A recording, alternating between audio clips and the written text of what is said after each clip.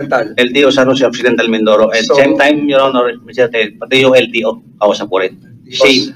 Pag-aari nyo daw yung pinag-uusapan kaninang van na binanggit yung body number kanina at yung although hindi pa proven kung yun nga yung umiikot-ikot, ang tanong ng committee nga, may van kayo?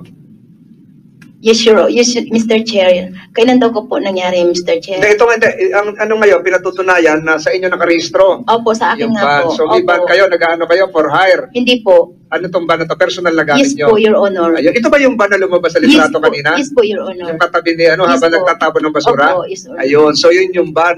Nakita mo yun, Pau-Pau, yung van na sa litrato kanina? Yes po, Your Honor. Yung ba yung sinasabi ng nanay mo na umiikot-ikot? O hindi ikaw nakakita? Hindi po ako nakakita. Yung nanay mo? Opo. So, maihahalin tulad ba natin doon sa larawan kanina? Maaari po. So, kaya naman guys, salamat po.